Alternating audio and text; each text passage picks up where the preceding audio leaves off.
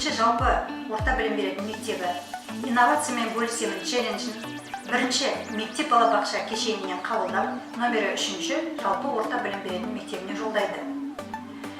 Отанымыздың өркеюі әркімнің цифрлық дәуірдің талаптарына сай игеруіне байланысты деп елбасымыз айтып өткендей, білім жүйесін цифрландыру, оны жобалау жұмысы, оны дамытудың жетекші трендтерінің бірі. Ақсай қаласының 2-ші мектебі әкімшілігі цифрлық Қазақстан шеңберінде мектеп жұмысының жүйесін цифрландыруды қолға алды. Мектебіміздің жұмыс жүйесі «Біз біргеміз» Әл-Фараби жобалары шеңберінде жұмыстанып келеді.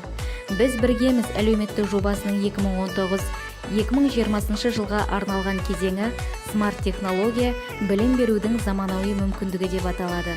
Аталмыш жоба негізінде педагогтардың өз білімін жетілдіріп, іс-тәжірибемен алмасу бағытында Google Диск құжаттар базасы құрылды.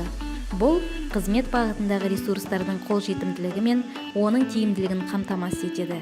Осы электронды жүйе арқылы кез келген педагог өзіне қажетті ақпараттарды алып, іс-тәжірибесімен бөлісе алады және электронды түрде есеп бере алады. Мектептегі жұмыс жүйесін цифрландыру елбасы атап көрсеткендей қағазбастылыққа тәуелділікті азайтып, жастарды жаңа технологиялық қалыпқа дайындаудың маңызды да тиімді шарты болып табылады.